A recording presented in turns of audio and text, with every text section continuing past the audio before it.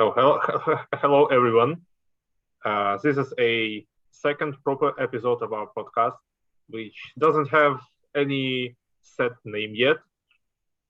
I vote for Take on Ukraine, like Take on Me, or maybe like this entire podcast, it should be Ukraine is in progress.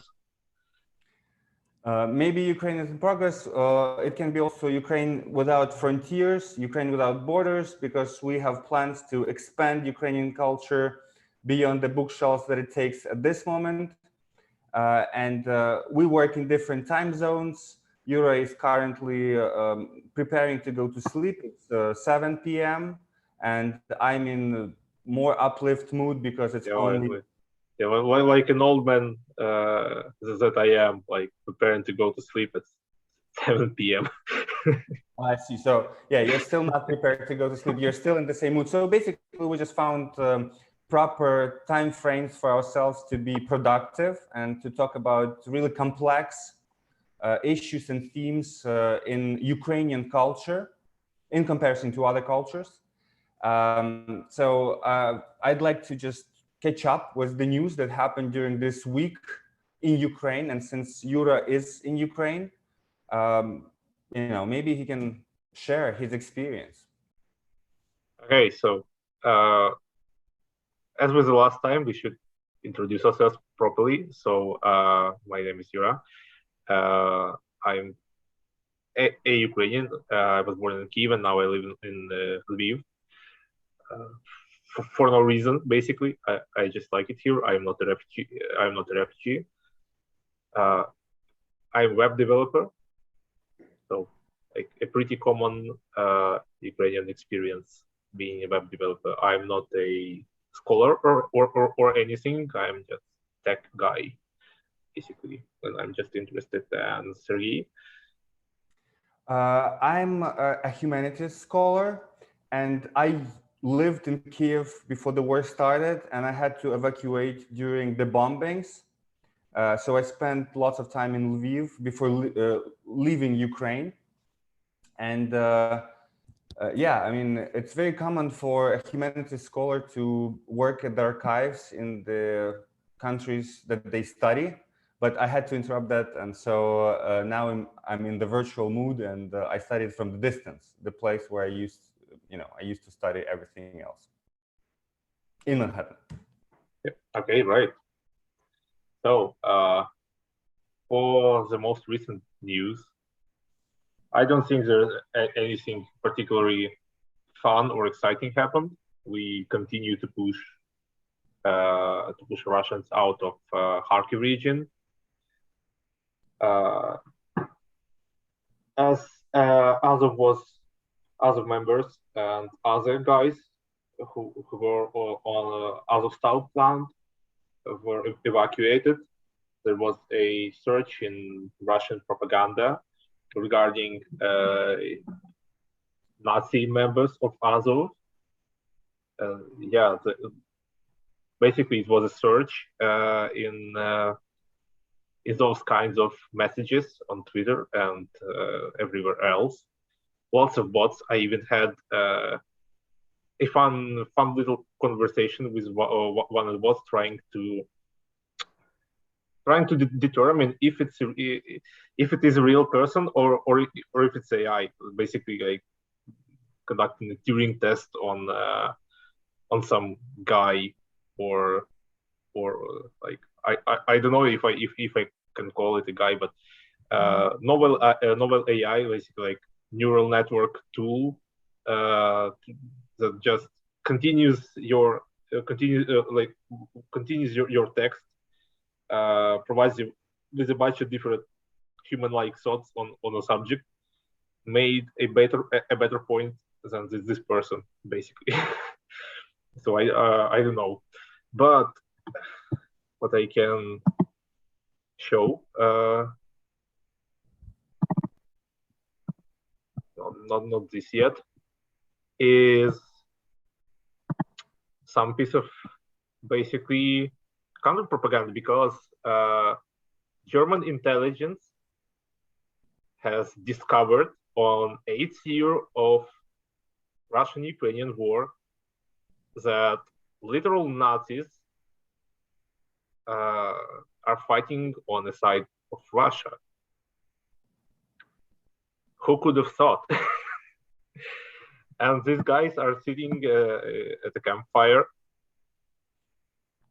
discussing how this war is a war for the entirety of white race, basically. So if should I show the whole video?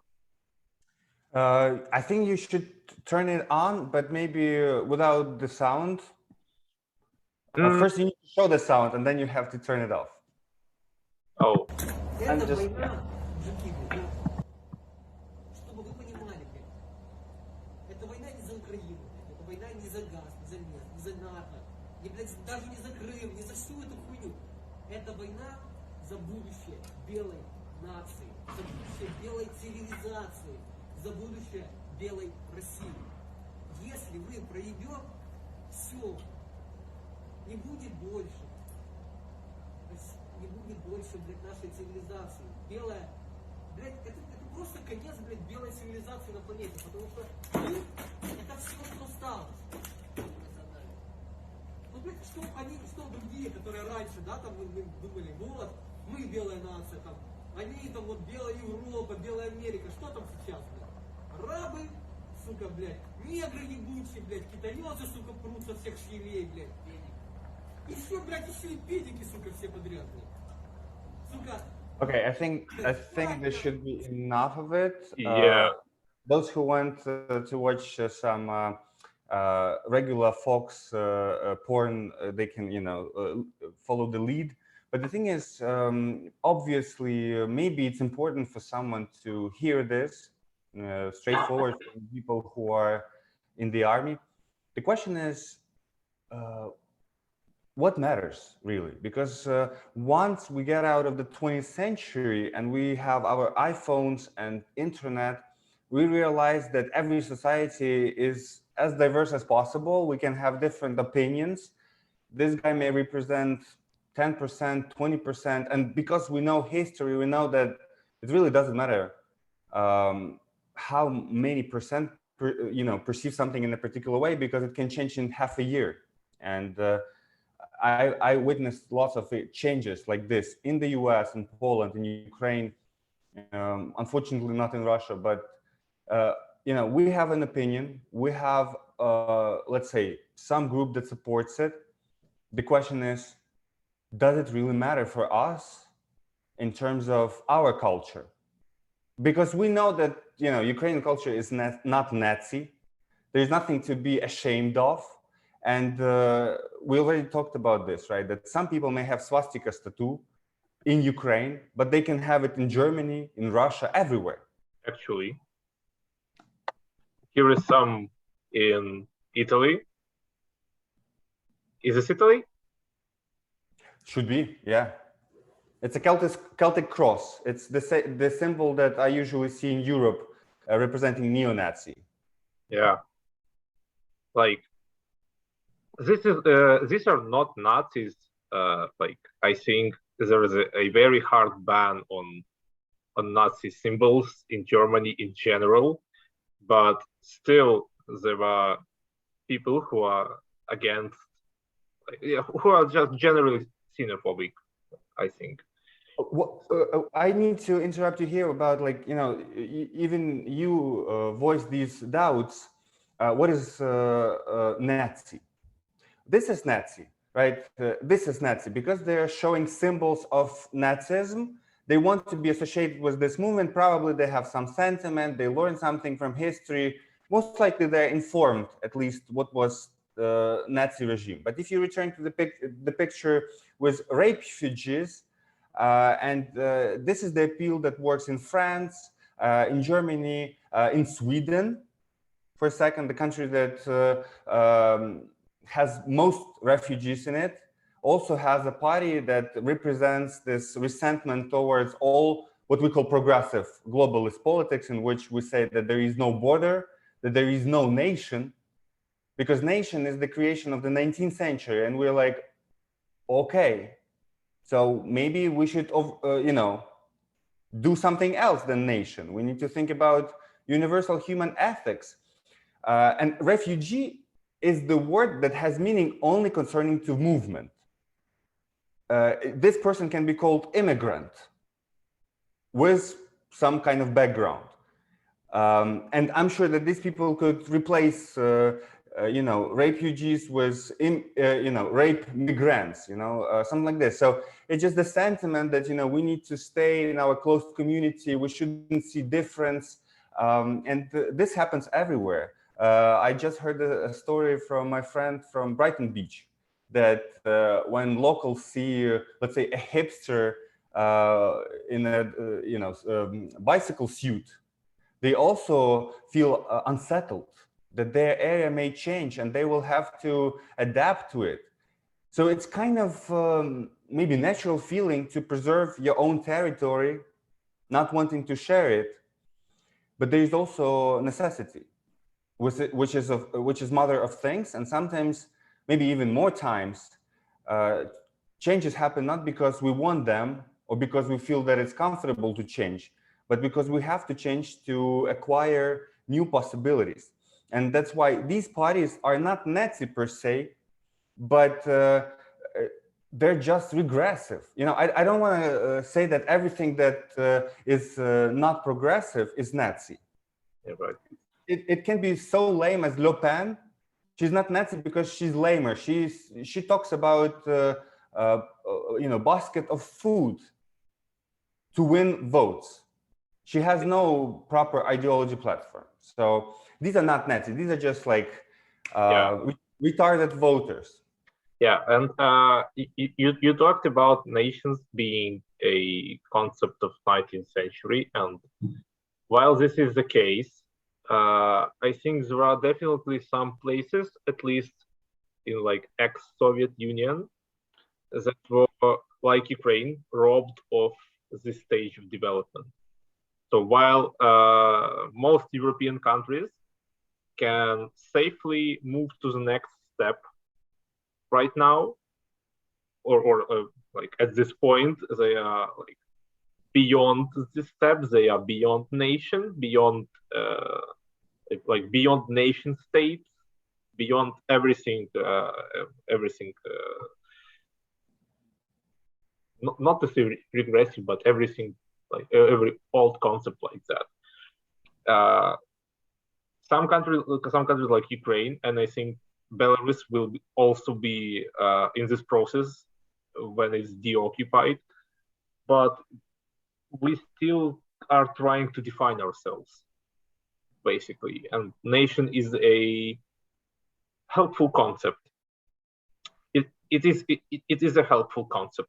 Like, we are not like just band of strangers that are not tied by anything. We can disband at any point.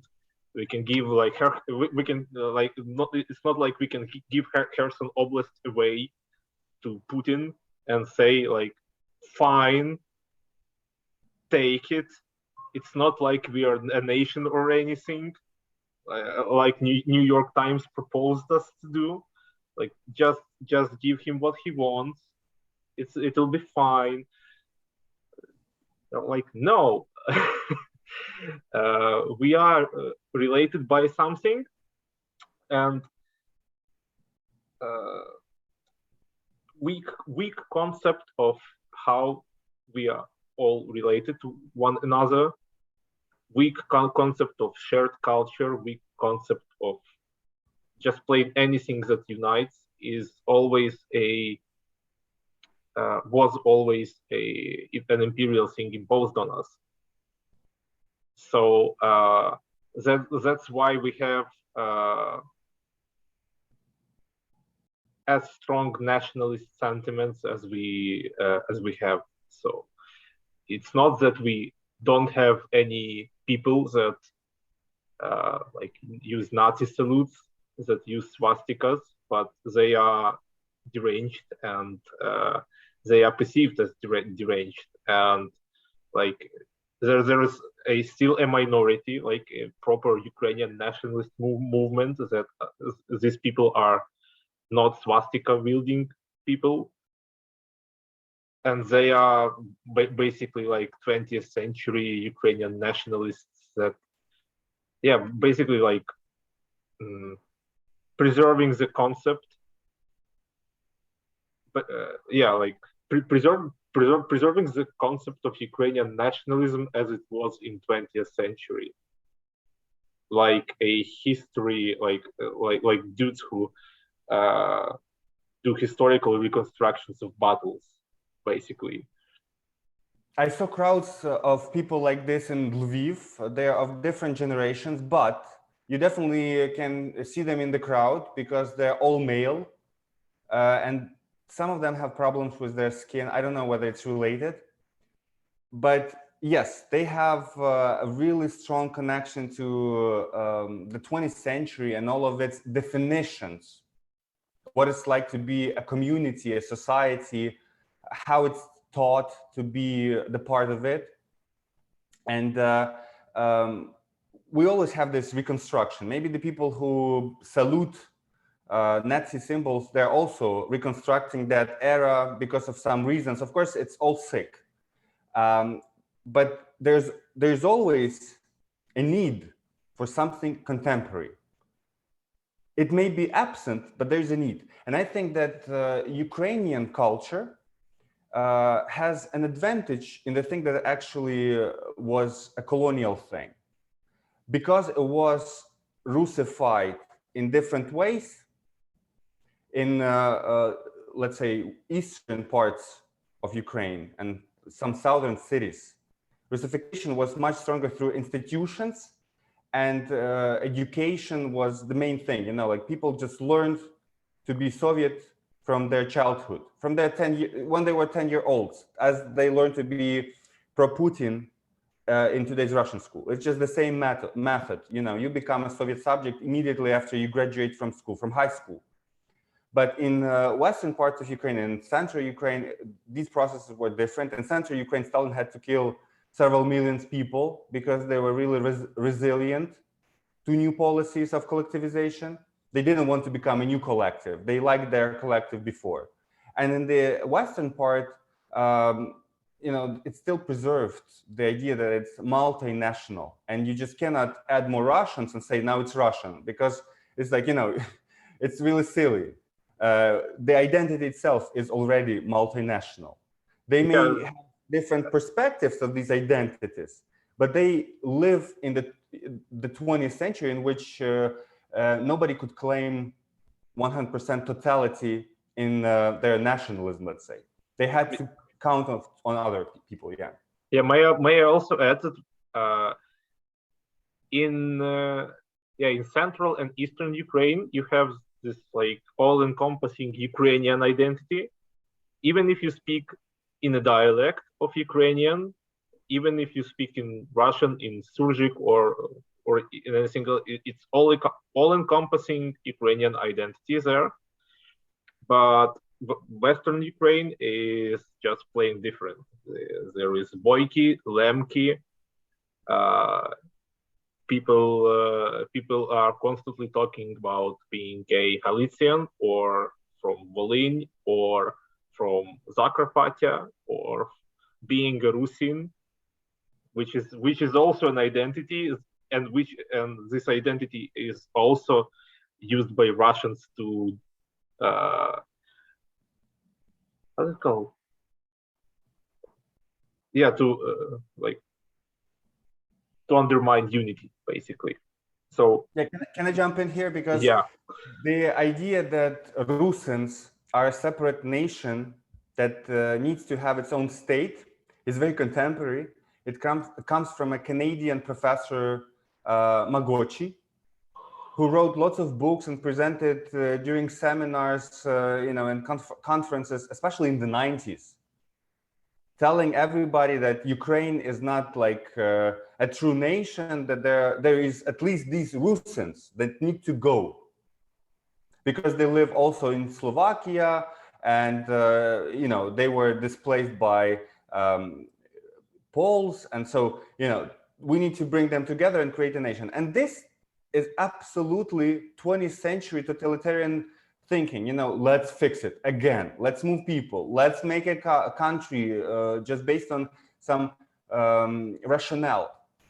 And I don't know whether Magochi works for the Russian Secret Service. I really doubt it. I think that this is just... He doesn't. He really doesn't. But...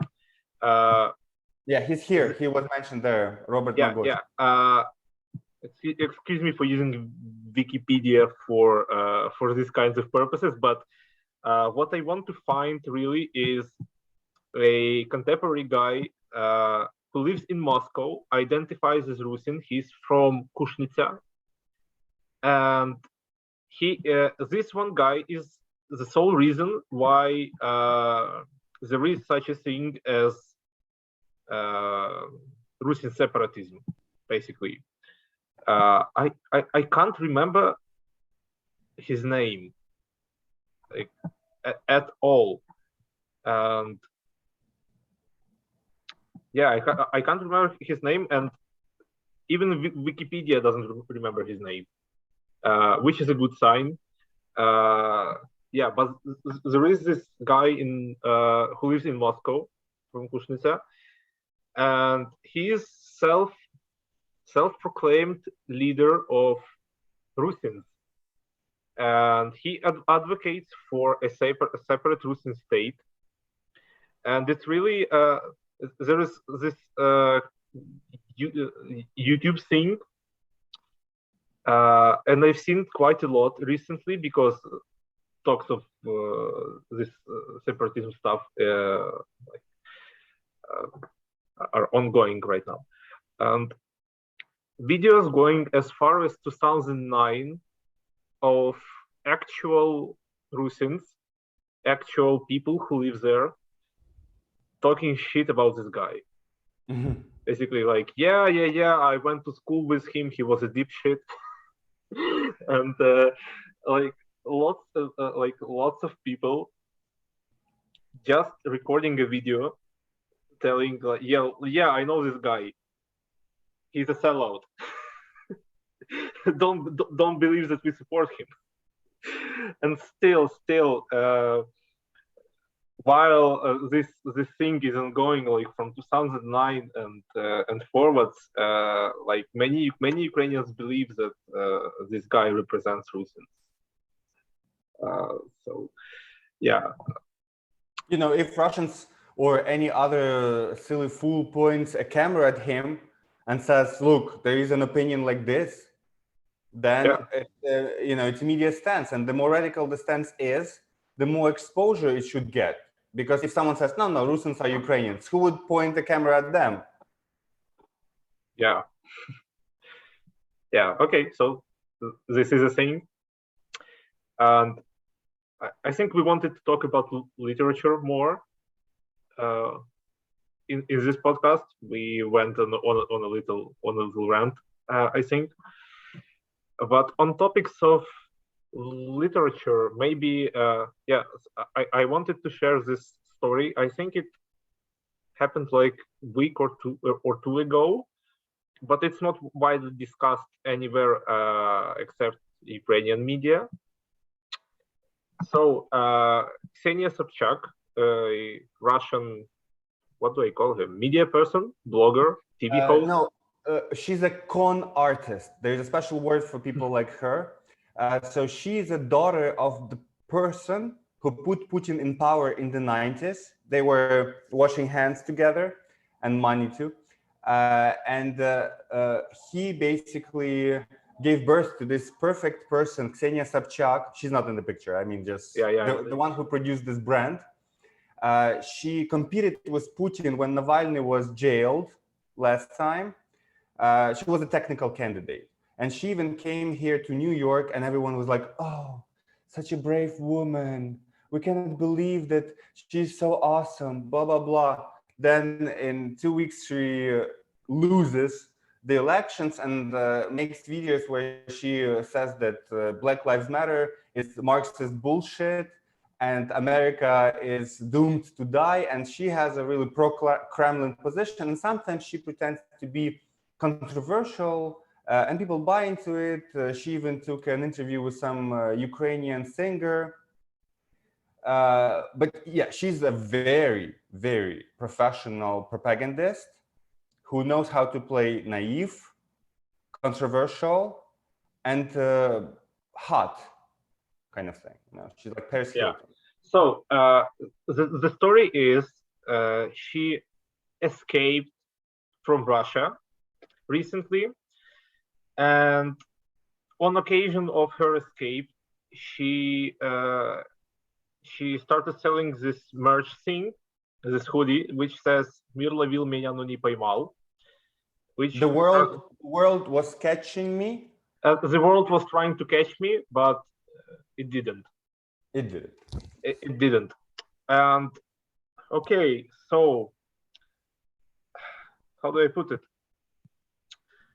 This quote is really, I think it's a famous quote in like this Slavic, maybe on just on the Ukrainian media or else, but it belongs to Grigory Skovroda, which at least we learn it in schools. He's like a first, he was philosopher. Like the first Ukrainian philosopher, at least who we know of, who has some literal, how do I put it? Who published some books basically, and yeah, it's basically this is his was a monument of him in front of Kyiv Mohyla Academy, where he studied, and Kyiv Mohyla Academy predates Russian education as a whole. Like we are talking about 17th century. Yeah, these are Cossacks' money. There's this, you know, I know the history of Kyiv Mohyla Academy, that some people donated money, others raised it through kind of funds. So it was a very capitalistic process, as it would be done today in Manhattan, you know. So like that was more progressive than the times of socialism. People just knew how to make things happen, and they created a really advanced university. The other one was only in Vilnius, so there were two of them. There were lots of migration, and Lomonosov, who famously became a scientist in Russia, he studied in Kyiv Mohyla Academy before St. Petersburg University opened. Yeah, he basically went to study in Kyiv before going to Russia and establishing like entire education thing there, basically on a model he got here. And why am I why is it so interesting that Russians stole something again?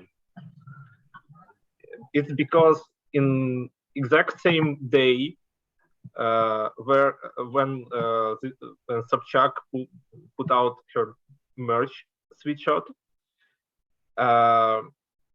Grigory Skovroda Museum in Kharkiv was bombed by Russian Air Force.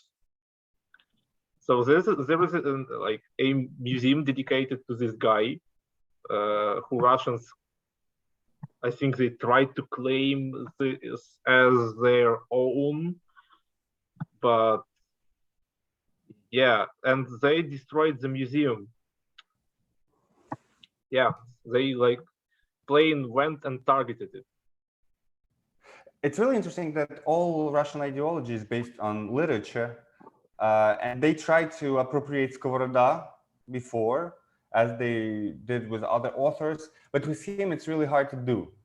There is nothing really Russian about him. He didn't speak Russian because Russian was not yet a literary language. So it was. I think at times when Skovroda worked, it wasn't like Ukrainian language wasn't called Ukrainian.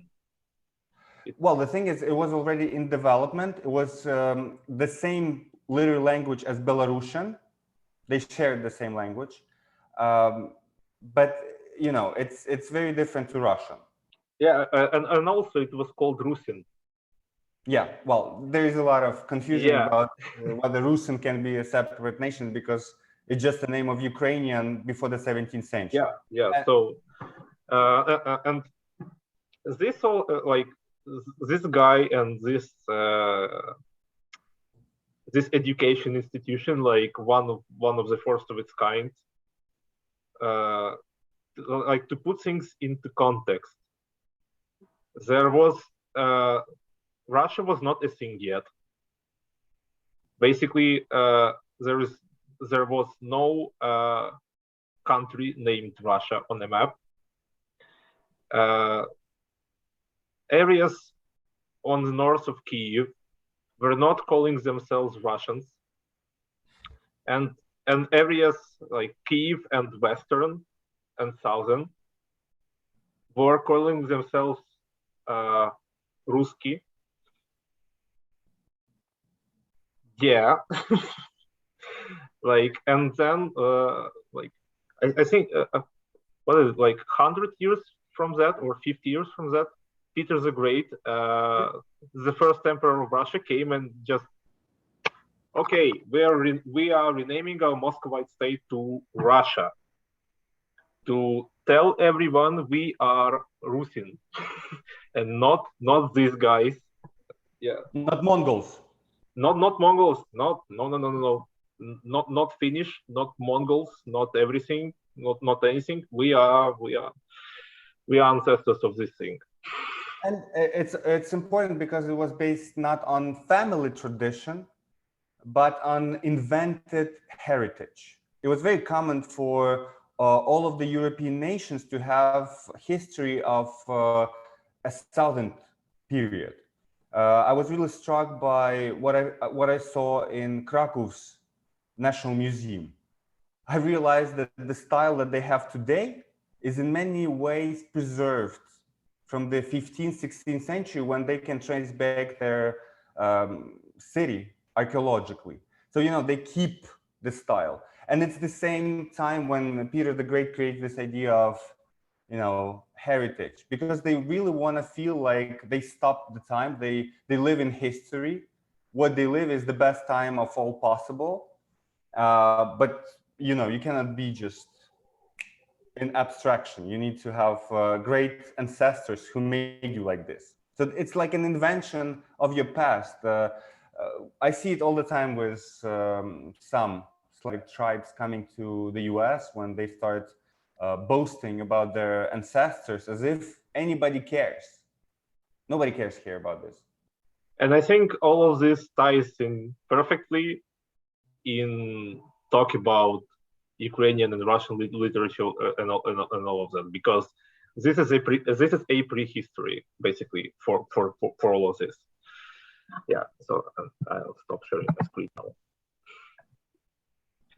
Can I put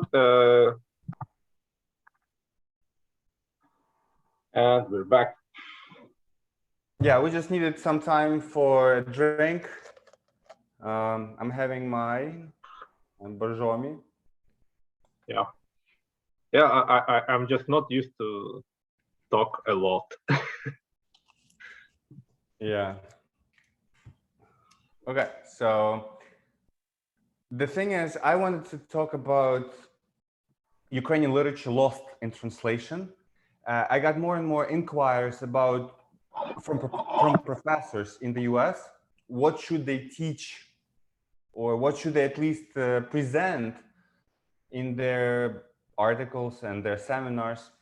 It's a huge question.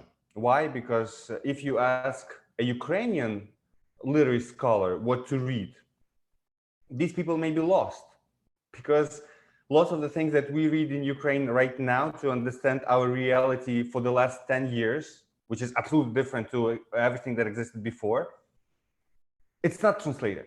And if something is translated, it's weirdly translated from the Russian, the original language. So you don't get access to Ukrainian language literature still. And the books that are translated are, well, I would say they're still chosen by some non-stylistic criteria. They're chosen for their ideology, for their concept, for the name, for the connection with the institution that translates, because there are also these reasons. And you really don't get to powerful books that must be read to understand Ukrainians and get attached to it, understand it emotionally, because we just don't have this literature translated yet. And I was thinking about the list of names of those who need to be translated and those who are translated and need to be read. So, of course, it's not a literary podcast, and maybe we'll do maybe I'll do a separate episode about this and present these books quickly. I just wanted to talk about one author who is absolutely not popular in Ukraine. I asked many people who also are literary scholars. They didn't read Andrei Kurkov because he's a Russian language author mostly. And I was never interested in him as well, because I know that he's a bit hybrid. He was published in Russia. But then I watched his interviews. They looked very patriotic. His narrative was nothing intellectual-like, leftist-like, when he wanted to sound European and blind to Ukrainian history and context, as it sometimes happens. I feel like lots of Ukrainian scholars sell out with soft narratives because they want to be accepted right away to all of the gangs and gatherings without thinking about the consequences of their sellout. Kurkov is not like that. And I started reading his book in translation, Gray Bees, about Donetsk and what is happening there. I don't know. I didn't find it captivating, but also I didn't find it boring or uninteresting. It's definitely a piece of fiction, mass culture, maybe read by everybody and enjoyed by some more than by regular folks. So it's like, it's for everybody. And I'm really happy that this is translated in English and it's even sold well. But what is surprising is that for Ukrainian identity, most likely, for professionals and not professionals, it's not elitist literature. It's nothing. They don't know about it. They don't care about it.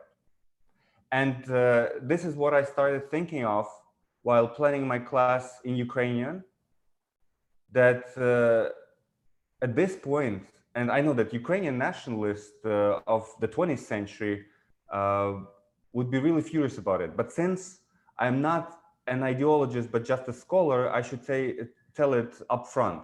It doesn't matter what is the original language. When it's translated into English, it's only about the content.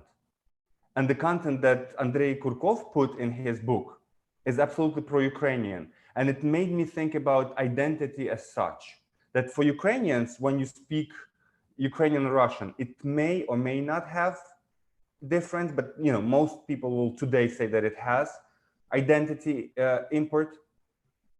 Once you take it out of the context and put it somewhere else, identity comes out to be much stronger than the language.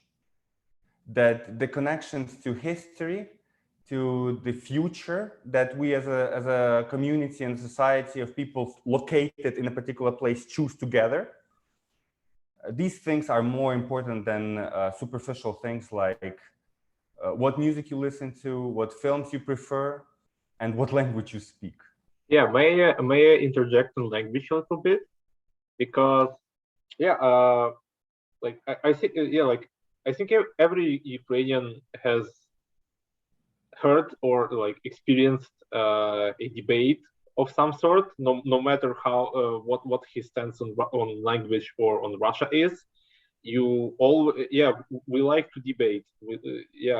Sometimes it's not civil at all, Sometimes it's just like blunt accusations of being either or a Russian shill or Ukrainian Nazi, but it doesn't matter really.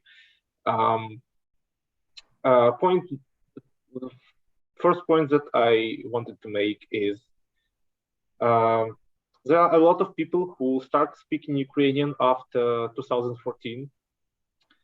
And these people are, to me, distinct, like very distinct, because this shift happened dramatically, like right away. And a lot of people started speaking Ukrainian now with the same traumatic shift, like the same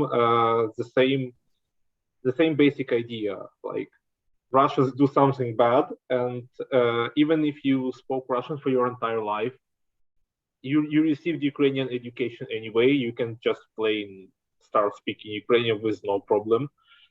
And yeah, it doesn't cause that much. Yeah, it's not a big deal for anyone basically who tried it.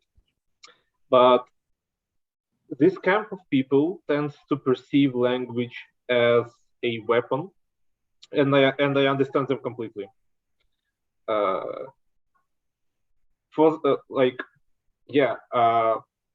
It was not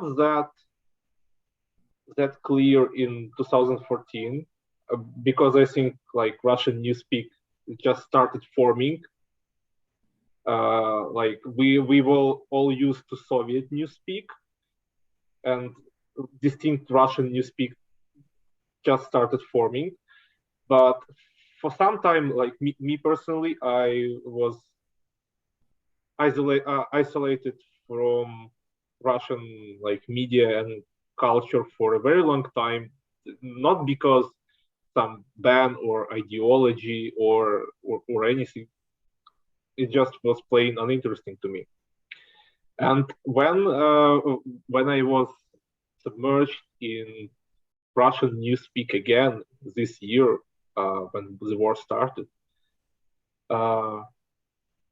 I thought to myself that I have never spoken Russian in my life, despite being brought up as a Russian-speaking child. Yeah, so the way Russians use Russian and the Ukrainians use Russian is distinct. It's not like we use, like it is one single language. I don't claim that there is some like Ukrainian Russian or a dialect or anything, but this is the mere way we use it, what words we choose to describe things. Like we have the same word pool, but we choose different words to describe things. And sometimes I think sometimes it's like Russians use different words because they are so regulated top down that like media, like governments through media, through various institutions, through like YouTubers dictates what words you should use describing what. And it even went to like hilarious results this year. Like they like Russian media has a ban on word explosion. They must call it a clap, like a clap happened. Yeah, like they can't call it an explosion. They can't call it a bang. They must call it a clap, хлопок. And there is another word that is written exactly the same, хлопок, which is cotton. This is not a clap, but a fabric, cotton, and it is translated to Ukrainian as bavovna. So when some Russian, I think, like bots, tried to spread their message to Ukrainian Telegram channels, they just plain used Google Translate, and and basically what turned out from it is a bunch of cotton happened in Belgorod Oblast. Yeah, so they plain use different words for different things. Sometimes it's like a consensus to use different words. Sometimes it's a meme. Like yeah, they Russians understand pretty well that calling an explosion a clap, yeah, it's not an adequate way of describing things, but they kind of go with it through yeah, like through humor or through various things. Yeah, so that's 2 points. If I may put it into a broader context, because there is always this question, you know, Russian is the same as Ukrainian, so if I speak Russian, I can go to Ukraine and everybody will understand me. Well, the thing is, with Slavic languages, we have thinner borders between each other, but it's like saying that, oh, if I speak French, will I be able to go to Latin America? Or if, you know, these are like, there are some groups of languages that form families, and in these families, they have other types of difference than like English and Ukrainian. They're just of different family. And the same happens with Polish language. So as a passionate learner, I always felt like it's easy to learn Polish. I was approaching it many times and I failed. And I never really acknowledged the fact that it's very different. I did not understand how different it is. And I think that I had this bias about many cultures around me. But once I started getting deeper and deeper into Polish culture, beyond upper intermediate in its language, I realized that it's just an external world with its own rules. It's the only way to understand it's phenomenological, meaning that it has its own definitions of words. And it's exactly the same what you described with this miscommunication through Google Translate. Is the words are the same, but they use they're used for different purpose. They mean something else. And if you want to say the same sentence in Polish, you have to pick different words that exist in Ukrainian, but they mean something else. And so this creates a really fake feeling of similarity. But when it comes to real communication, it's impossible, because to understand someone else, you need to understand this person's meanings.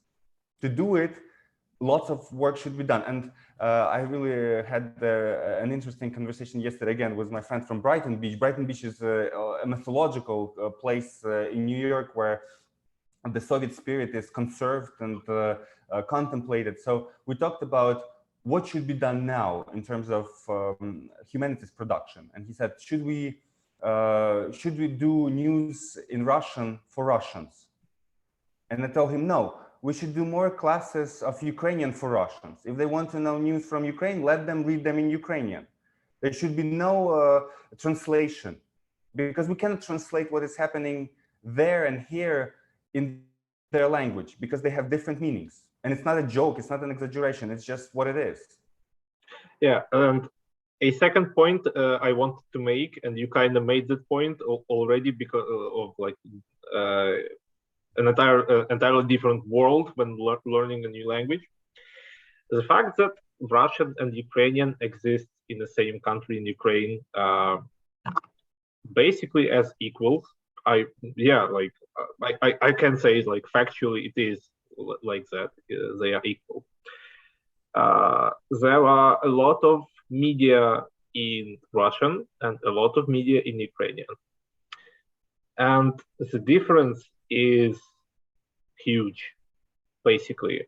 So there is like a popular way to start speaking Ukrainian for like ideological, political reasons, for any reason you like, and a popular way is like of starting to speak any language basically is to consume media with this same language.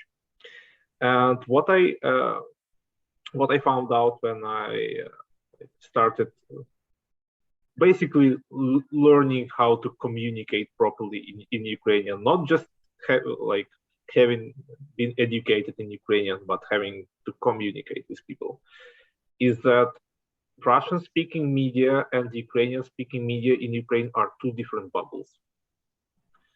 So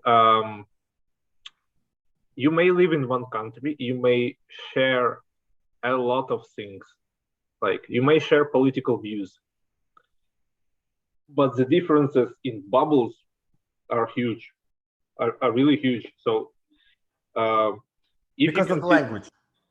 yeah, like as in yeah, like a huge language bubble. So and if you consume Russian speaking media, like Russian language media in Ukraine for Ukrainians, it doesn't mean that you are pro-Russian by any means. Like Odessa is Odessa region surprises me every time, because this is what they like to call a predominantly Russian speaking area. But I think, like, in terms of values, like what we traditionally think of Ukrainian, like freedom loving, independent, yeah, like freedom loving, independent hothead, basically. Like people in Odessa, they are like that, and they speak a lot of different, yeah, like basically they speak their own dialect of, like classically they speak their own dialect of Russian because of how many languages were in that melting pot. But yeah, I spoke to a lot of locals, and like you can't find more ideologically anti-Russian people than people in Odessa. Like you can go to Lviv, and they will be like Moscow this, Moscow that, and how we should be separate from Moscow and all this nationalist talk, but really no bang when in Odessa it's playing like these Russians can go fuck themselves, basically. And I speak like I speak Russian, and Russians go, yeah, and I will not apologize for anything, for anything in my life. I don't want to be ruled by anyone. I will go somewhere remote. I will set up like a solar panel thing. I will spend a lot of money, possibly stolen money, on my big mansion where I can go park my Tesla with Starlink or something, and I can be fully independent of anyone, like not Ukrainian government, not Russian government, like both of them can go fuck themselves. And that doesn't mean that they are separatists. No, they just want to be left alone, and that's one thing of this. That's one way of describing Ukrainian attitude. We just want to be left alone. But they are speaking Russian, and they exist. They speak Russian, and they exist in this Russian-speaking bubble, which has its own idea about what Ukraine and Ukrainians should be, what it should look like. And the Ukrainian bubble generally has basically like same but different ideas for some reason, but playing like visual stuff, like memes are different. Memes of all things. Yeah, like if you live side by side of each other, basically like 100 kilometers away from or maybe just you all live in one city, like Kyiv is this basic metropolis thing. You can like your neighbor can be in a different bubble, and you don't share same culture, context, same memes with him if you speak Ukrainian and he speaks Russian. So I find it really fascinating how this works. I should say that what I'm thinking of course, is one block in New York City where people speak their language, and statistically 50% of people speak other than English as their native language, and they speak it at home every day. So most likely in terms of the US, you have 50, maybe 100 bubbles in one, on one floor. People having just their own linguistic bubbles, but nonetheless, they have one thing in common. And this thing is America, or what? I think global capitalism, the idea that you trade. And I wanted to say that we talk about language, right? Yeah. And I'm a literary scholar. For me, this is what I'm trained to talk to. And if I talk about something else, I'm punished because, you know, I need to be an expert. I cannot just blah, blah, blah about everything. But in terms of identity, language, I think, is still secondary. It can be an easy identifier for some people, not sophisticated in you know, politics and you know, trying to find their place in their world, because you know, we are all migrating for some reasons, intellectually and physically, now because of the war especially. The question remains is, what unites people besides language, let's say, or some particular hobbies, whatever.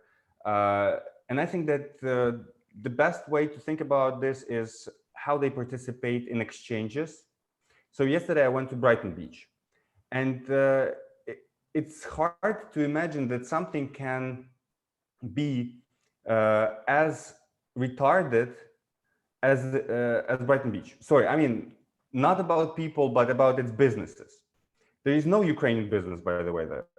All of them are Soviet. It's the best way to describe it.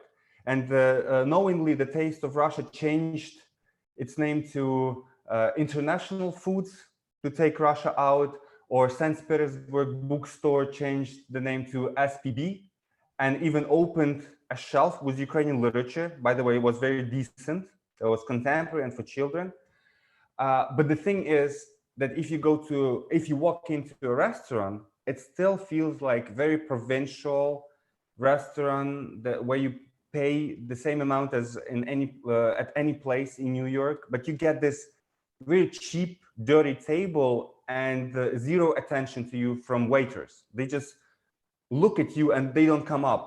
They don't want to serve you because probably they don't get tips, so they're not motivated. And you are in this bubble. You know, as we were like shopping, looking into these experiences, we were really resistant to spend our dollars there. Not because we couldn't, but just because of ethical consumption. You know, you just don't want something to support like this. It's really not the taste that we want to have.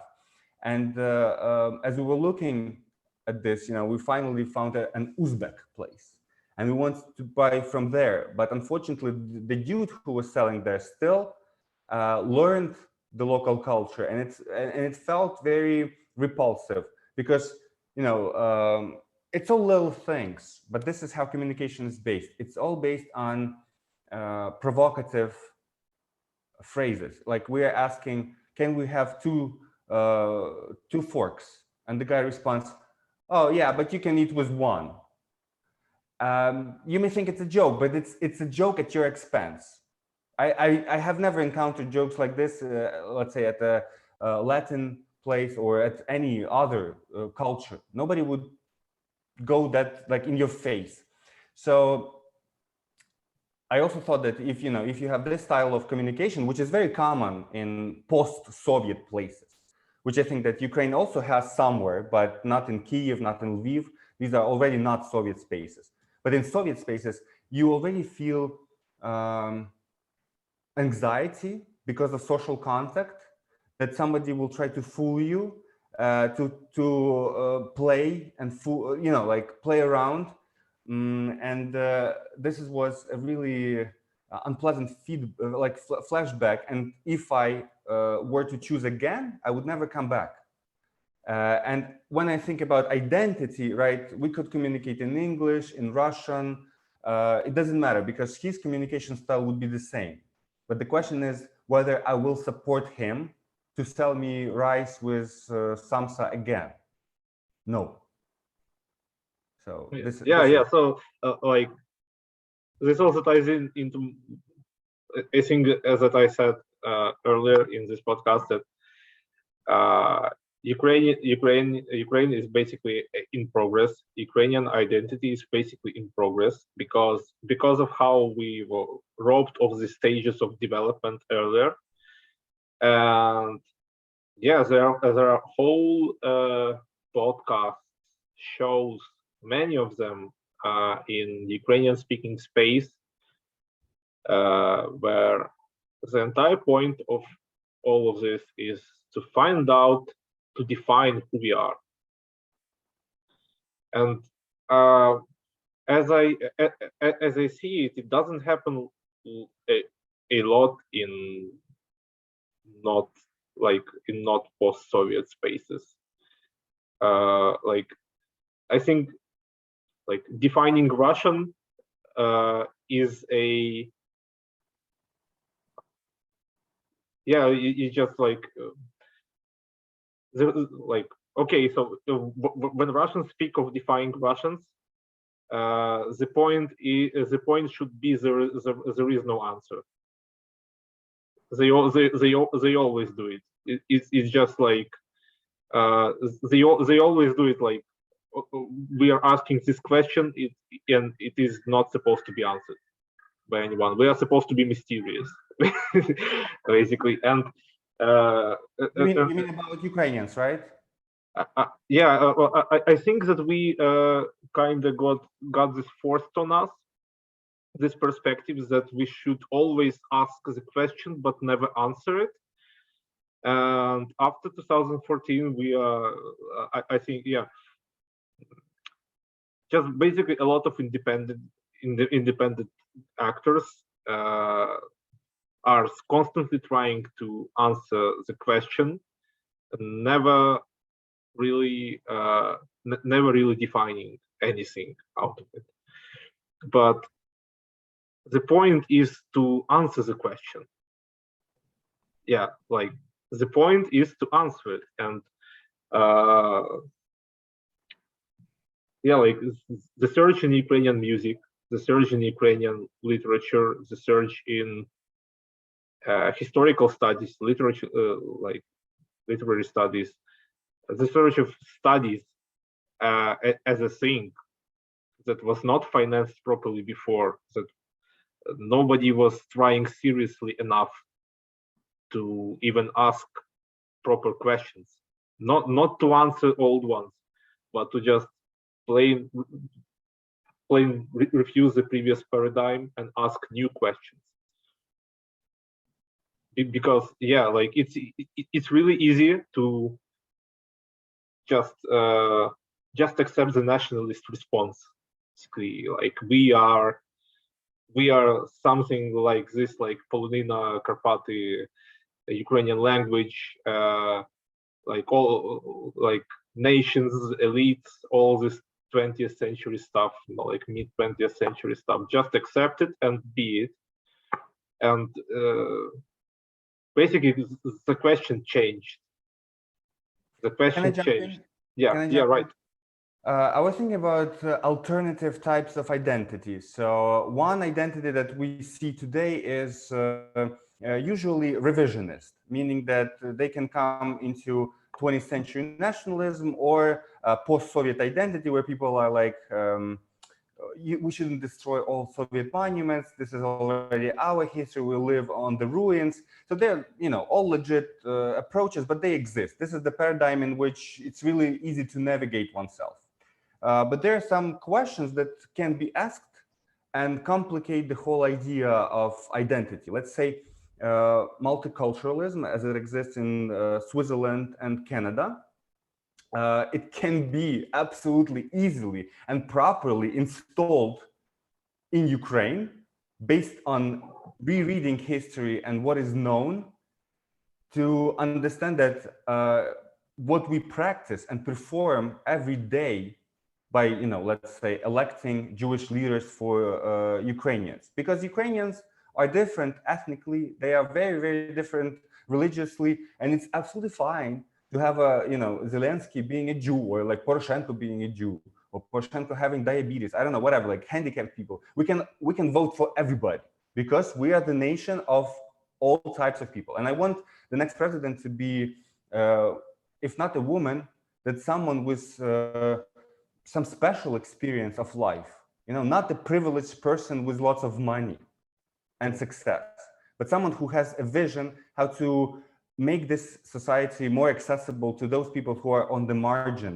because of economic or other political disadvantages.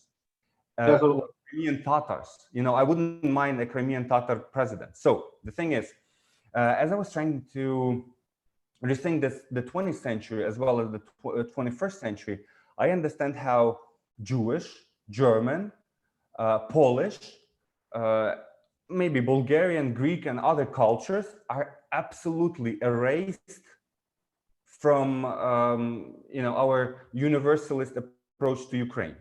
I read many interesting books by Jews that were reading immediately in Yiddish and then translated during the Soviet era in Ukrainian, and then they were lost because they were not translated in Russian, and they were not studied because of that. So they did not become the part of Russian identity, and so nobody cared about them again. One example is Birubijan, and I'm really sorry about this. That was a really captivating book, but I need to probably check who wrote about this.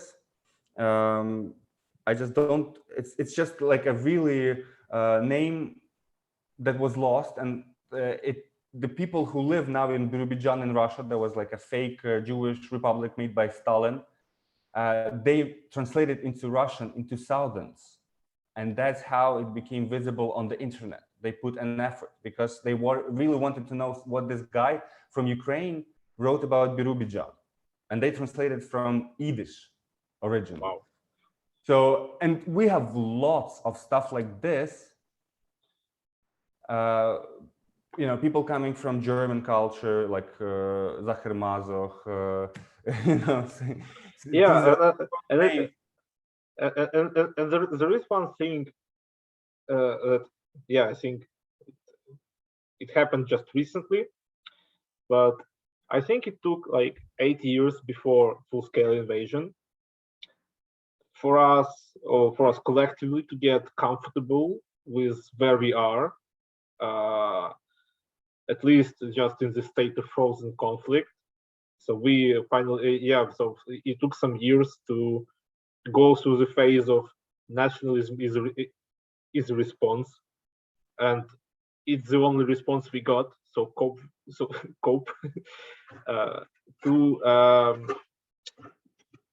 to just plain studying, expeditions, and lots of other stuff. And one shift that happened, I think, as late as 2021, basically last year, and I started to notice this shift, is the shift of this post-Soviet universalism, like to find one single Ukrainian identity and describe it as one single identity and go with it, and then pressure everybody to use a proper Ukrainian identity, to just spread, just not shame anyone for like speaking a dialect that is closer to Russian, like and like, okay, we called all of this a bloody surgic before, and turns out it's just a dialect. It's just a dialect. It's a regional norm. It's not like you're lesser Ukrainian for speaking this for speaking this way. It's just a dialect. Yeah, it uses a lot of words from Russian because like all of these people were under Russian occupation for 300 years. It's only natural. And yeah, so universalist approach fades away.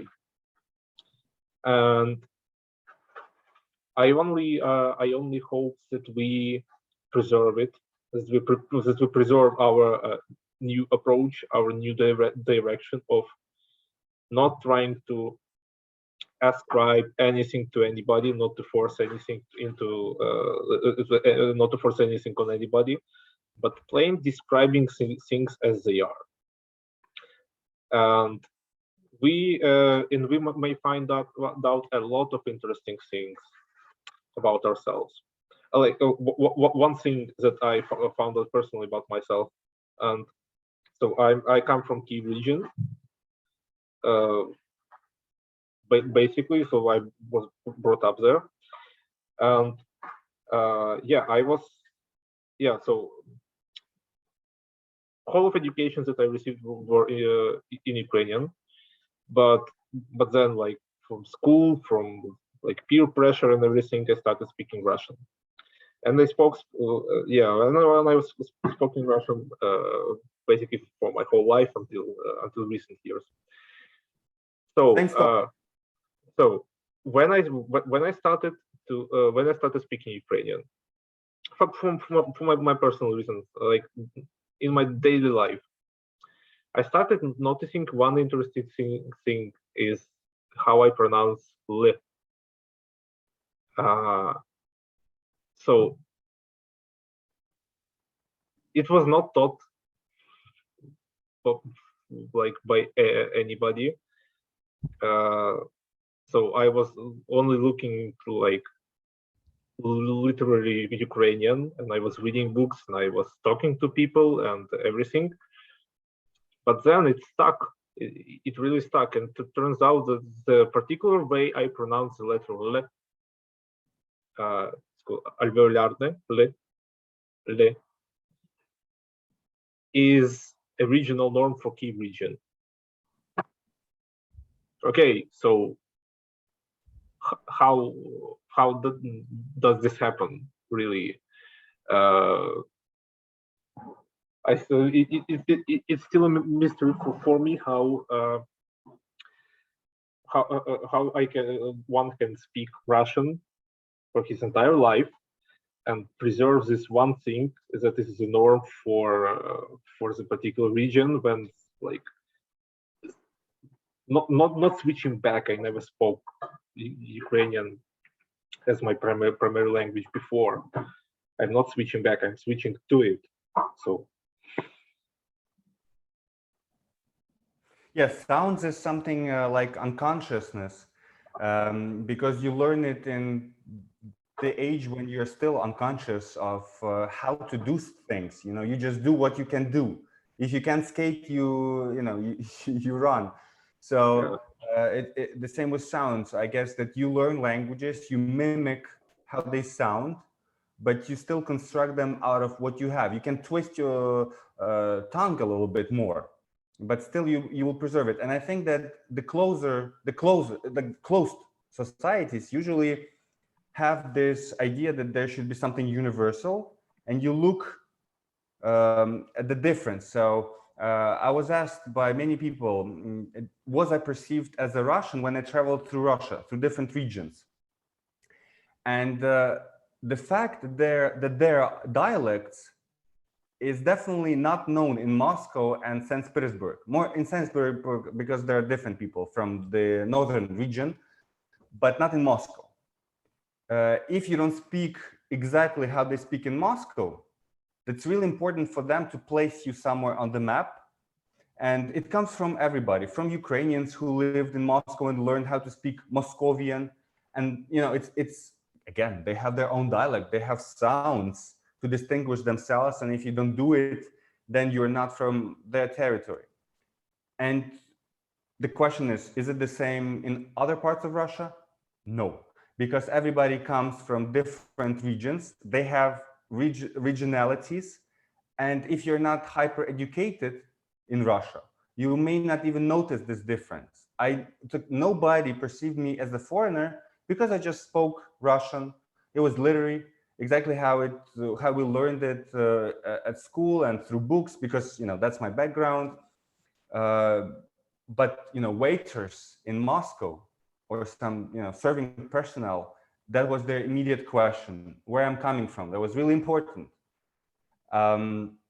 And language is definitely the most important thing of identity for them, because they contemplate it as a distinction, and also in the concept of one standard. Maybe they don't even know that there is something besides Moscow and like other city. They don't know that in Irkutsk and Novosibirsk, they also have different pronunciations. So close societies tend to think that the way you pronounce thing is very important. But if you have movement, it will stop being an issue. And your L could have been lost in many other L's. So you would know about it, but other people would never think about it at all. Yeah, I just yeah. So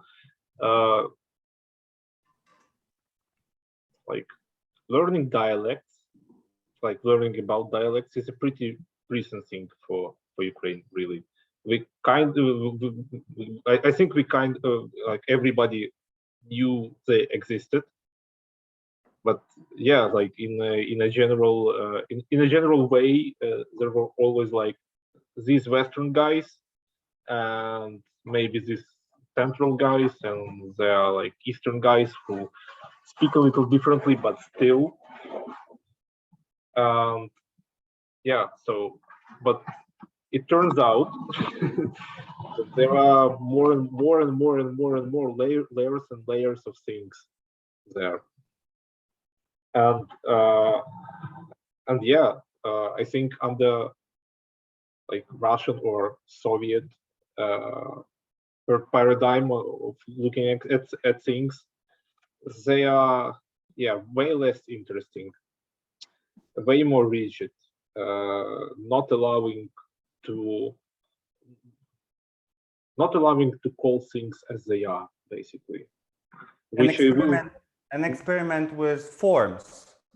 Yeah. You know how you say it, because in Russian it's so weird. But even if you make a slightest change in the accent, a regular person would correct you. And this practice of correcting somebody's language is hyper popular in Russian community. And I also experienced this a lot in Russian and Ukrainian because of, like, my relatives or my teachers who would immediately correct you, interrupting your speech. It's not very common in learning foreign languages today, especially Western languages, when you say something and the teacher interrupts you every time you make a mistake, because how can anybody hear you making this mistake? No, you need to be corrected immediately. And I have this experience of learning my own language, Ukrainian, because this is how linguists said we need to say, and we need to learn proper Ukrainian comparing to what we know already. And it's a good practice because any restriction is good for your brain, because you learn to work freely and with limitations. But it's also a kind of authoritarian position. I was really lucky that, let's say, I became a Ukrainian linguist, and I had some brief moment in my life when I could do this to other people, and they wanted it. My uncle wanted me to correct him anytime he says a Russian word instead of a Ukrainian one. Again, maybe it was a dialect, I don't know, but it's the thing is, it was different to the norm, so I had to correct him. And this constant process of correcting speech is what makes Ukrainian not free speech.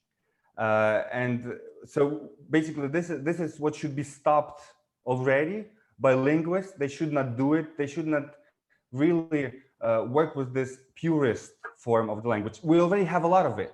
And everybody who wants this experience, they will always get it, because that's what the majority of instructors propose. But let's work on alternatives, something that works with softer people, with softer environments and societies that just live a more democratic life, when your opinion and your self-expression are more important than the form and belonging to the proper standard. Yeah, I think, yeah, like talking on like Ukraine is in progress thing. What you told, like authoritarian approach and more liberal approach on like not correcting stuff. Yeah, this is like a unique thing that's happening right now. I don't know if this happened to any other like nation state or like anyone in Europe before, but it's a like the identity is somehow contradicts itself, because these are hard times. Most times of our history are hard times.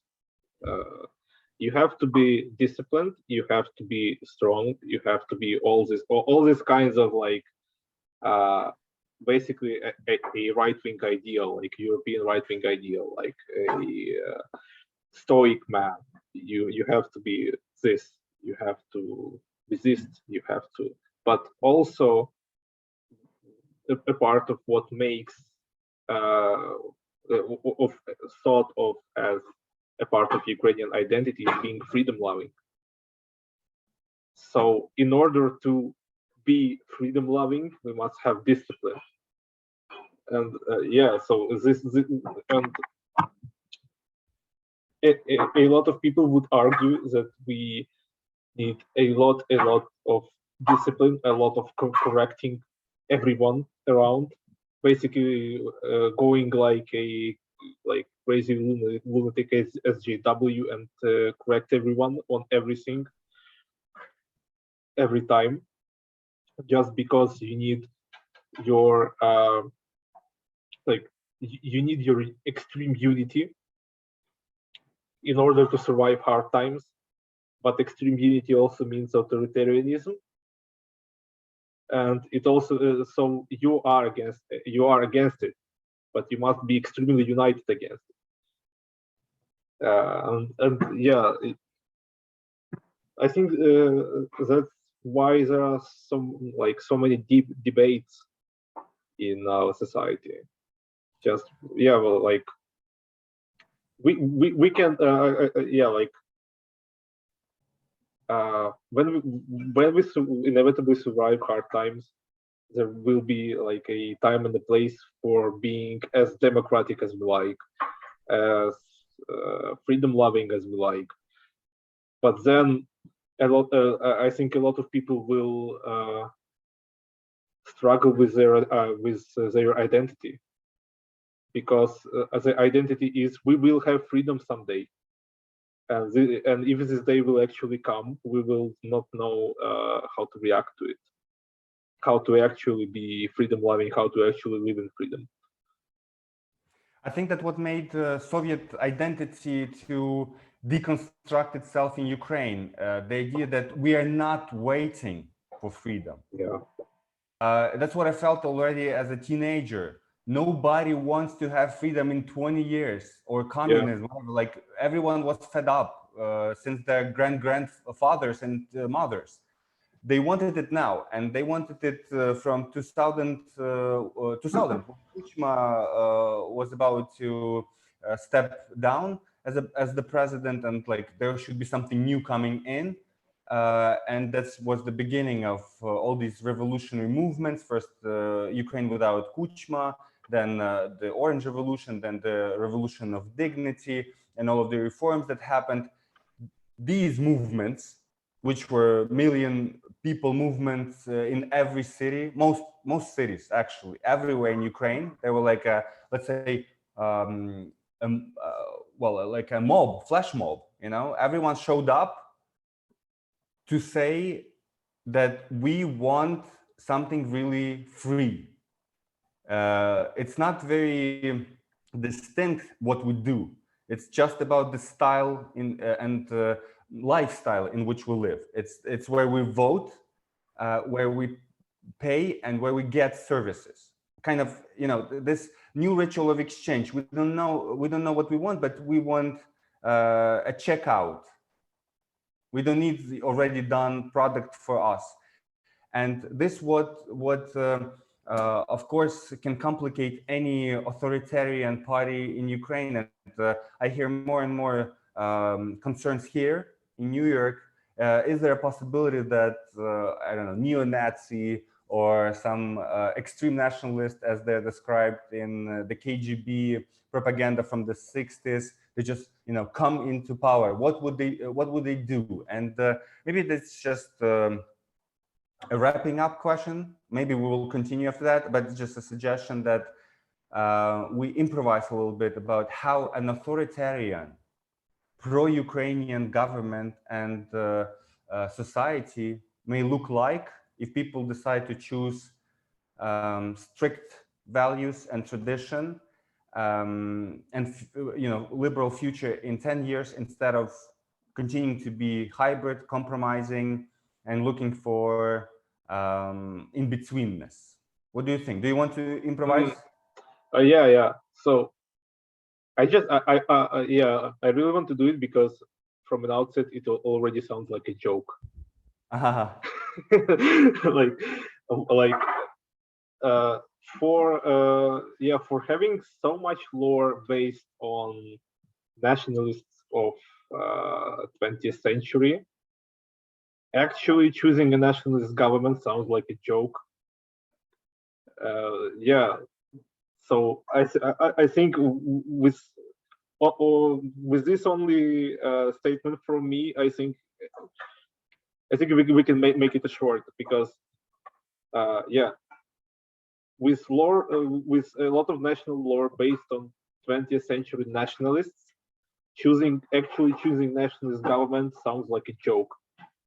And with this statement, any concerns for Ukrainian Nazis can be dismissed entirely, because it sounds like a joke. Yeah. I think I have better imagination, not because I'm a nationalist, but maybe you are. Maybe I need to discover it in myself. So I'll make a statement, and then you think whether it's funny or I'm just becoming a politician today.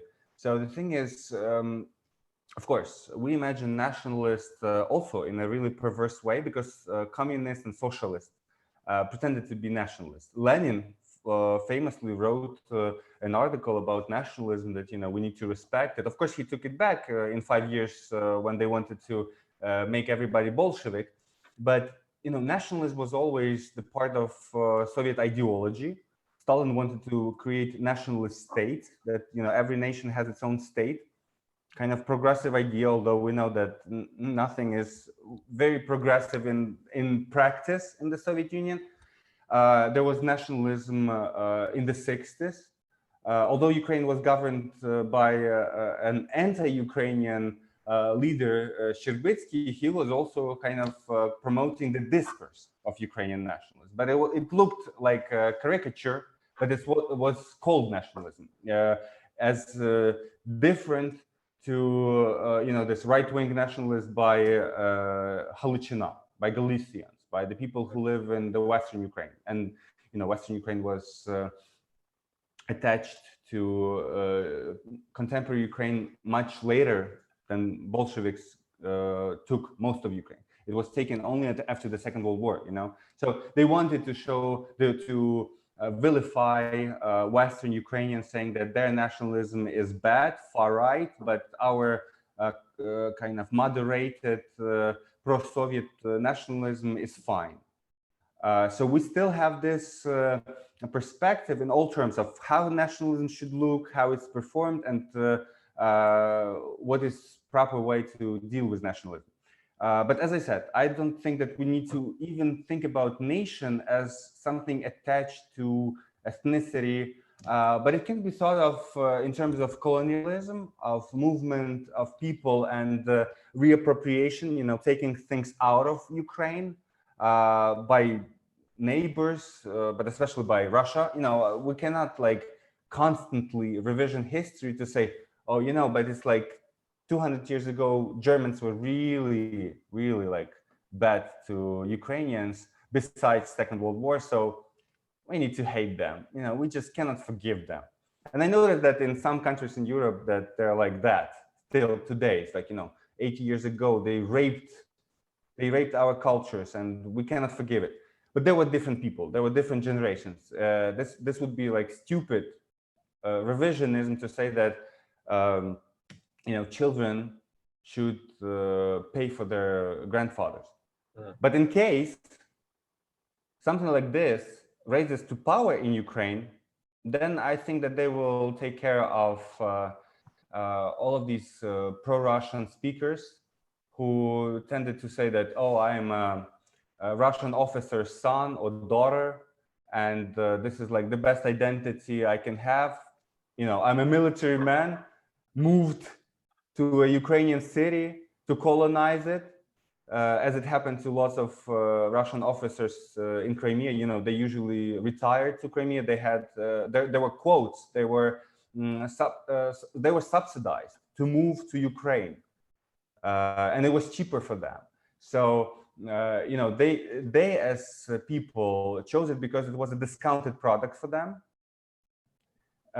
and they were also pawns in imperialist game, but they have their identity, and this identity is in contradiction with Ukrainians' interests, and something like you know, like the Baltic reform may happen, that the people who supported Russia, who were really explicit about their Russian identity and that it moves them and needs to move Ukraine towards integration with Russia, may lose their citizenship. I think that nobody should be moved again. You know, it would be really, that would be Nazi. That would be Nazi to move people. But not letting them vote can be still democratic, because it's like an extreme measure. It's a bit authoritarian for me, but it still can be good in terms of just setting up things for the next 10 years, when only people who support the Ukrainian project to be sovereign and that are joined in the values can participate in elections. So it's like Starship Troopers service guarantees citizenship, basically. Same kind of idea. It's like, yeah, so yeah, so okay, so I may elaborate why it sounds like a joke for me, and some of your thoughts. Like, okay, so just we're dismissing a case that Zelensky might become a ultra-nationalist, orderly type of guy, because he isn't, and he will not be. It's like completely impossible. But okay, so in order for us to get to our next election, when we can safely and choose our own government, our new direction, we need to win the war, basically. And yeah, so objective, yeah, so in the media, it might seem that objective shifts from like, okay, first returning to like February 23rd, before the election, before the invasion happened. Then it shifted to like liberating Donbass and Crimea entirely. Then it may shift to anything else, but for anyone into this war, who's like just tried to think about what Ukrainian objective should mean in winning like anything, it's like complete destruction of Russia. Not like in terms of like genocide or bombing cities, but dismantling of this entire project, so we can feel safe from like we can feel safe not being targeted by an wannabe empire anymore. And that's basically the entire thing that is impeding on our freedom, basically. If you listen to nationalists, if you listen to Ukrainian nationalists, there is like this thing called Russia, and Russia is not letting us live our lives how we want. And say, like all this work, all this orderliness, all this discipline should go somewhere towards some goal. And the Ukrainian nationalists were always about being finally independent, like finally truly independent of anyone. So you must invent some sort of goal, some sort of thing that prevents us from being independent. Maybe it will like, oh, look at this Polish dude, he said something something offensive or anything. I think it can look exactly like, yeah, exactly like something like Antifa in America. Like you are anti-fascist, but there are no real fascists in your state. So this is a really good point. It's about a template in which one thinks, and that's what I notice in other cultures as well. Yes, you're right that once you're done with this kind of object of your hate or love or contemplation, you just replace the object, but the pattern remains. And there's definitely this pattern that Ukrainian identity in many ways, historically, because of the reasons that were there, and also that the people who structured those identities chose to be reactionary, to think how to react to everybody who is offensive, and after that, there will be future. And if we are already in progress, we don't have to be reactionary, because first of all, because there will always be people who are reactionary.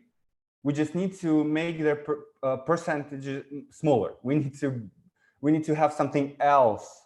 So we have the ferment to create non-reactionary, post-nationalist identities, and it comes with just different pattern of how we bind to everybody around Ukraine and everybody in Ukraine. I think I also think like joining EU might help a lot, not because of some like goal, because like together with like independence from like true independence from Moscow, joining EU and NATO are also perceived as goals, like ultimate goals of this country, of this project, is joining this one big thing, and where this is out of the way, and basically freedom of travel, freedom of maybe like education, because a lot of guys I know wanted to study in EU, and there are always some roadblocks in. I think basically exporting stuff and capitalism, just plain capitalism, can be a force that modernizes Ukraine to really high standard, because we have a lot of our internal products which are like when some big European company actually starts working in Ukraine, you try to use their services and you look at it, it's shit. It's like Netflix in Ukraine. Netflix in Ukraine is shit compared to the way we are used to is just basically some random pirate website, not torrents, but a Netflix-like site where you basically choose to watch anything already pirated for you, and it only can happen in this like Eastern European space where piracy laws and piracy law enforcement hasn't been this strict as in Europe or United States. So when you like there are some conveniences in Netflix, but when Netflix came here, it is still shit compared to what we are used to, or when IKEA finally opened.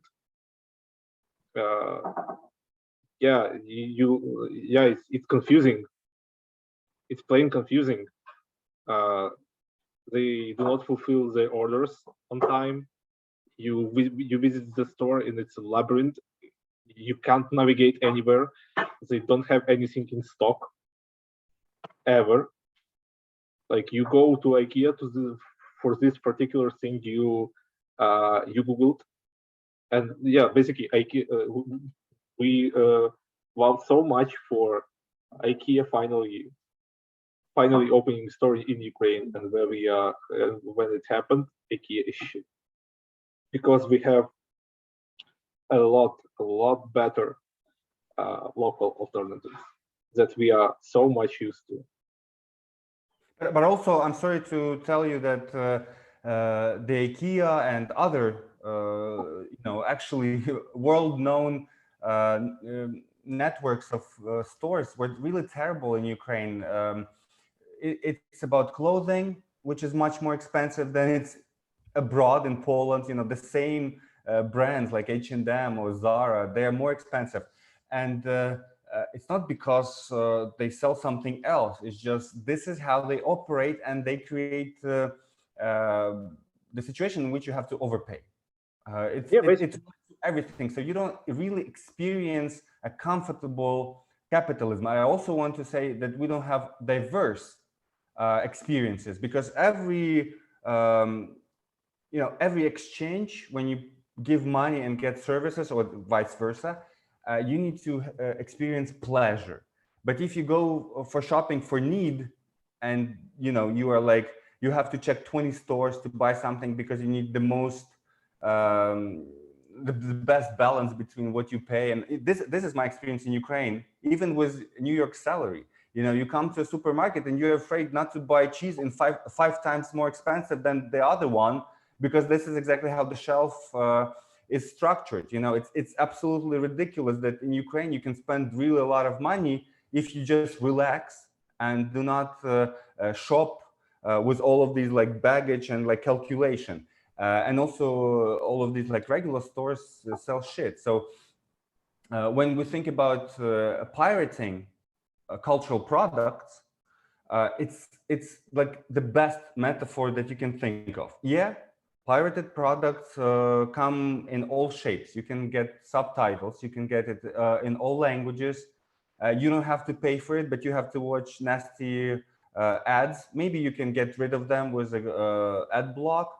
But the thing is, I know lots of people from all the places, right, that first object against paying here. But then they learn that $10 is nothing per month. Yeah, you have to buy Hulu, HBO, Netflix. You have like to get the whole pack for $50. But then you learn that it's only 1/3 of what you pay for the internet. So it's just like, communication is not that expensive if you think about everything in comparison. But also, communication is more expensive than in Ukraine. So you pay a lot, that it just costs. But if you think about other types of experiences at the store, you can get lots of bargain prices. You can get to thrift shops. You have lots of these networks selling, sales. So you are in the environment in which you're not restricted by the price. You are only restricted by the time which you need to invest to find something for the price that you want to buy. And it creates another type of like satisfaction from the exchange. And because of this diversity, you save on something else to pay for cultural products. And so you create this machine, like in Poland. Netflix in Poland creates lots of content. I think that if one wants to watch just Polish stuff, it's enough to pay $10 for their Netflix and get it. And if people just switch, and if they have like proper capitalism around them, and I think it's going to happen if politically the borders change and economically. If this happens, then people will have this surplus to stop really being cheap and not paying for cultural products. And also they need actually the site that will satisfy them, that will cost it. Yeah. So my bigger point was that Ukrainian products in general, I mean, not like cultural products, but some of them too. I mean, like things like local Amazon replacement, Rosetka. Rosetka is much more understandable here than Amazon and way more accessible. So maybe like joining EU will open doors for them to become even bigger, to start expanding to EU and offering this product, which is already Amazon-like, which already has, I think, like more clear Eastern European type of stuff, like expanding to Poland. Why hasn't it happened yet? I mean, stuff like banking. I recently filed my tax report, and in Ukraine for filing tax reports, you electronically, like digitally, you have to have this private key, and you need to sign with it, like cryptographically sign your document. And mine was issued by the bank, services which I no longer use, so it expired.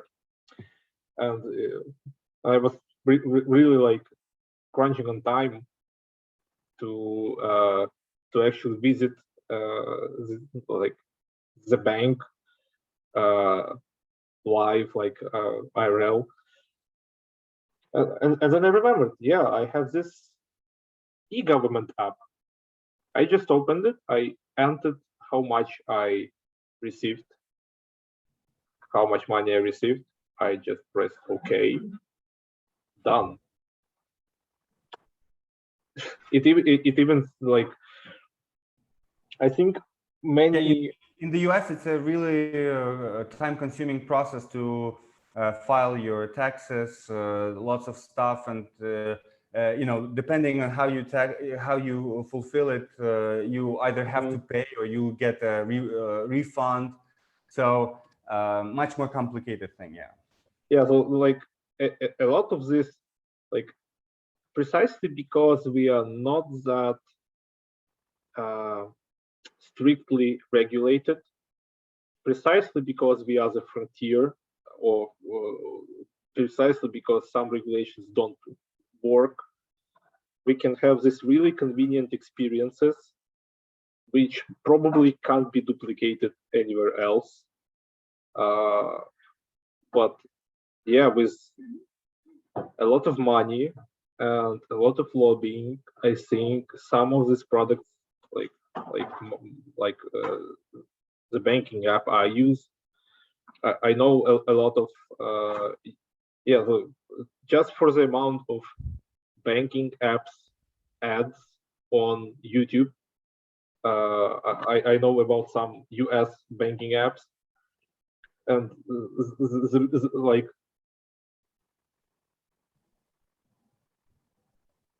the thought is that you should have some separate app from your bank to really just do anything, or to track your expenses, you will need this separate app. Why would I need it? Why would I need it if I have, yeah, like Ukrainian I never had such a comfortable experience as in Ukraine was like opening a credit card. There is a bank where you just register and you get it like in a few hours at any supermarket around you, and you have it, you know, and you can open then. You don't have to go to bank because they don't have a physical bank. You just have it on your phone, and I still use it sometimes, you know, because there are like different services connected to it. Yeah, you're right. It still could be, you know, exported. Also, a few years ago when I first, like when I, not when I first registered, but when I know what bank you're talking about. I was still required to physically check in and show my passport. Then they removed this step altogether, and you can just plain send them a Telegram message with a photo of your passport. And then it got even easier because you have this app called Yura, It's a government app, and you can, you just install an app. You like you authorize with Google, you now authorize with Dia. You just press one button, like confirm your fingerprint. All this data like transfers securely between the bank and the government. It all happens automatically, and you just go receive. You can even receive it by mail. You don't even have to go anywhere. You can receive your card by mail, and you don't have to file any forms, anything. Just pressing one button. And yeah, so things like that can be exported as a service. Like, okay, like Polish government, do you want the same thing as we have? Yes, of course.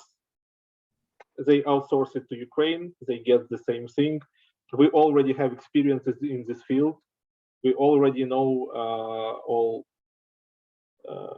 like every issue that could happen, because we are in it like 2 years earlier than anyone. Like Estonia, do you want to have this? Yes, of course. Yes, please. And we can import voting by the internet from Estonia. Yes, I'm sure that Russians wanted to hack it, but they couldn't. So. Yeah, and so I mean, we have a lot of stuff that is basically unprecedented. I think it is unprecedented on this scale, and just by having experience in this field, where it is not so tightly regulated yet, Ukrainians can come to EU and just plain say, oh, okay, we offer this. So we already have a lot to offer, not just in terms of military or like, the frontier. Not only military or culture, but also real capitalist product, a service that I mean, not just experience is a unique but also convenient. Yeah, like not just steel export, grain export, like food stuff, like resources stuff. No, this is like highly sophisticated products. This is like, like the world praises Elon Musk for inserting a touchscreen into a car. Like, for fuck's sake.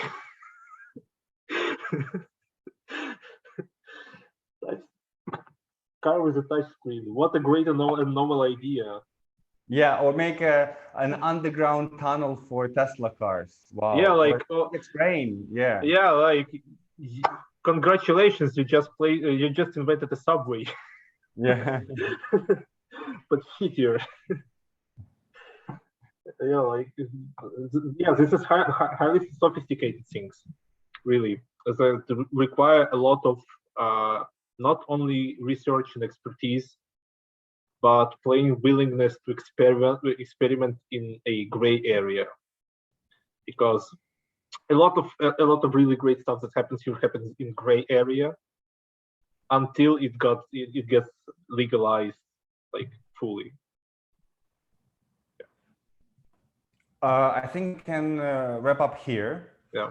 I also like that the conclusion is that everything here happens in gray area until it's legalized. Maybe we should put it up front, or maybe not. Maybe this is like the last thing that probably someone will climb to, since I guess we already have a really long podcast. You will get Germans scared. Yeah, scared as shit. Something is not documented yet. Yeah. So thank you for this talk.